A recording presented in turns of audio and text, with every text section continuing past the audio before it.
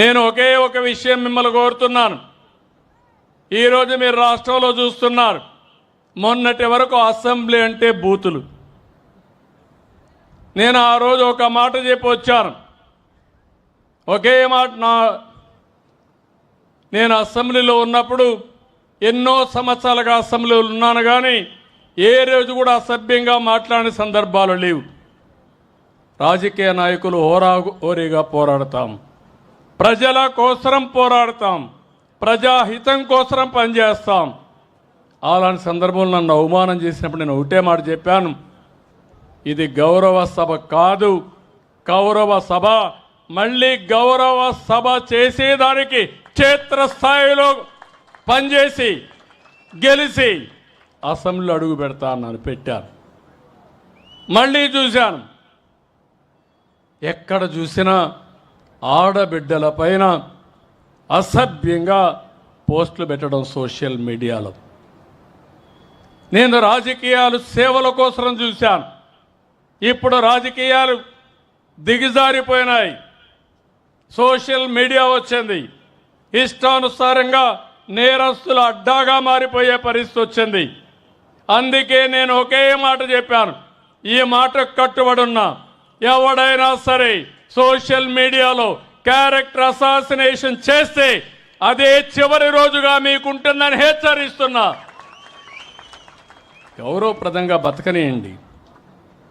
సమాజంలో మీకు చేతనైతే విలువలు నేర్పించండి, మీకు చేతనైతే సమాజ హితం కోసం పనిచేయండి, ఆదాయం పెంచండి, ఆరోగ్యాన్ని పెంచడానికి పనిచేయండి. లేకపోతే చేత కాకపోతే ఇంట్లో పడుకోండి. పిల్లలకు నేరాలు నేర్పించండి, రౌడీజం నేర్పించద్దండి.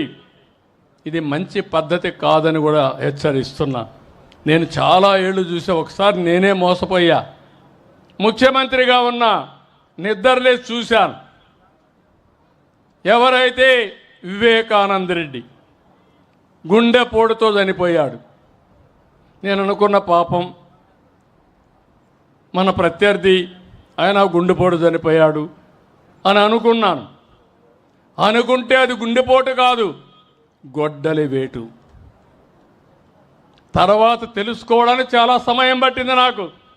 అంటే ఒక ముఖ్యమంత్రినే మోసం చేయగలుగుతున్నారంటే మీరొక లెక్క అని మిమ్మల్ని అడుగుతున్నా.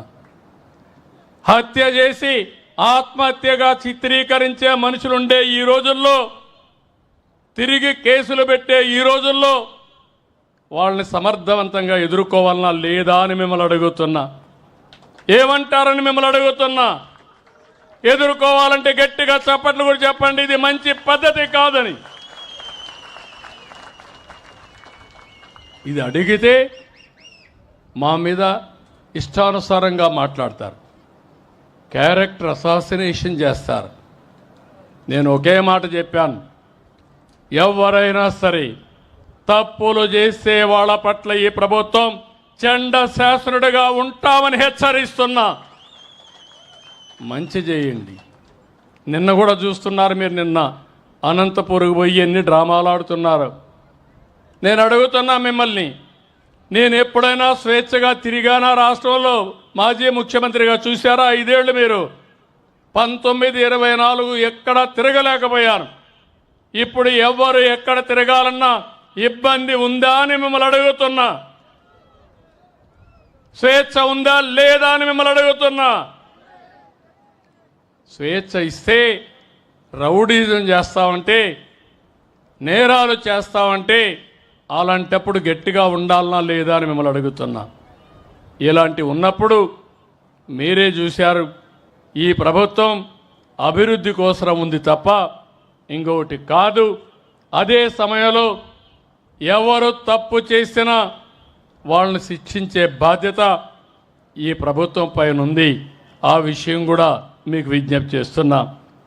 ఇక్కడికి వచ్చినప్పుడు నేను మిమ్మల్ని కోరేది, ఇప్పటికే చాలా పనులు చేశాం, ఇంకా మిగిలిన పనులు చేస్తాం.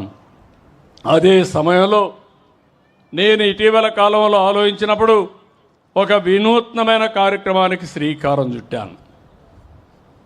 ఆ కార్యక్రమం మీరు చూస్తే ఈరోజు మనందరం కూడా ప్రభుత్వం ప్రైవేట్ భాగస్వామ్యం. దీంతో కొంతమంది వ్యక్తులు పెట్టుబడులు పెట్టి వాళ్ళు బాగుపడి సమాజ హితం కోసం పనిచేశారు. ఈరోజు మీరు ఒక్కసారి చూస్తే ఈ టెలిఫోన్స్ ఉన్నాయి. ఈ టెలిఫోన్స్ అన్నీ కూడా కొన్ని గవర్నమెంట్ ఉన్న ప్రైవేటు వ్యక్తులందరూ వేసి మనకు సేవలు అందిస్తున్నారు. అదే సమయంలో వాళ్ళు కూడా డబ్బులు కొంతవరకు సంపాదించుకున్నారు. కరెంటు విషయంలో అదే జరుగుతుంది, రోడ్ల విషయంలో అదే జరుగుతుంది, పోర్ట్లు ఇలాంటివి చాలా వచ్చాయి. ఈరోజు నేను ఆలోచించిన విధానం ప్రభుత్వం ప్రైవేట్ పీపుల్ భాగస్వామ్యంతో మిమ్మల్ని అందరినీ ఆదుకునే కార్యక్రమానికి శ్రీకారం చుట్టాను. జీరో పావర్టీ అన్నాను, తెలుగులో ఎతికాను కానీ మంచి పేరు దొరకలేదు, అందుకే ఇదే బాగా అర్థమవుతుందని జీరో పావర్టీ అన్నాను. అదే సమయంలో 2 విషయాల్లో ముందుకు పోయాం.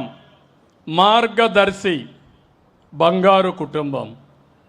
మార్గదర్శి అంటే ఎవరైతే మీకు మార్గాన్ని చూపిస్తారో, మీతో అనుసంధానమయ్యి మీ ఇంటికి సహకరిస్తారో వాళ్ళని మార్గదర్శిగా పెట్టుకున్నాం.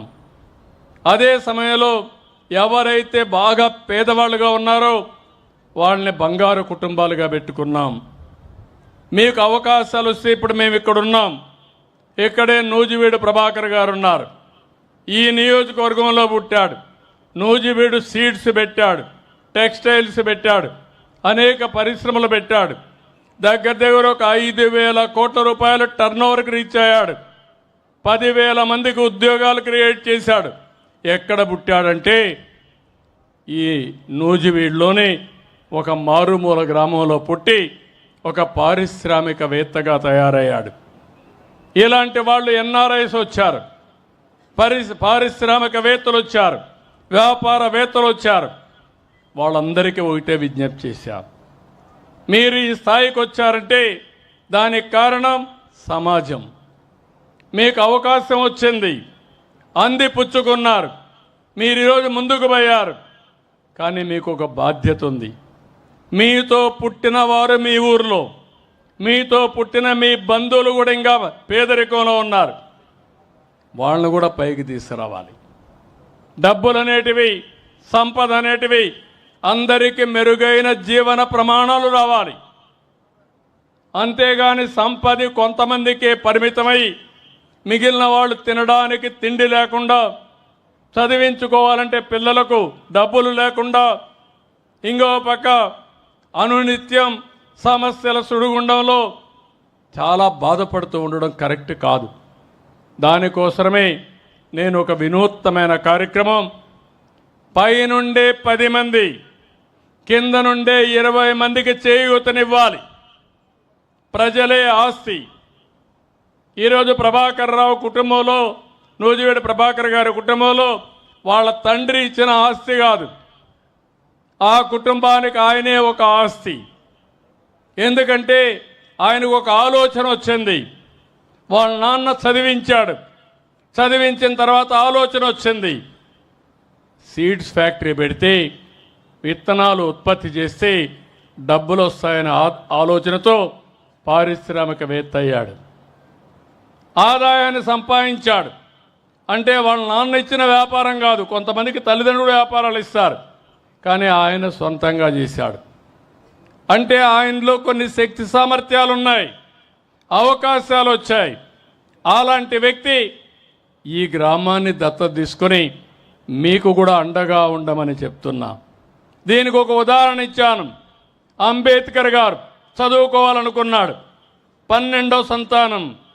ఆ రోజుల్లో షెడ్యూల్ కులాలంటే అంటరానితనం ఉంది, ఎవరు కూడా అండగా ఉండే పరిస్థితి లేదు.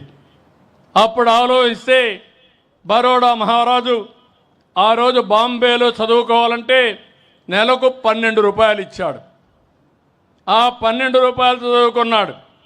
లండన్కు పోవాలంటే నెలకు $11 ఆ రోజు డబ్బులు ఇచ్చాడు. దాంతో ఆయన మనం చూస్తే రాజ్యాంగాన్ని రాసే ఒక పెద్ద వ్యక్తిగా తయారయ్యాడు.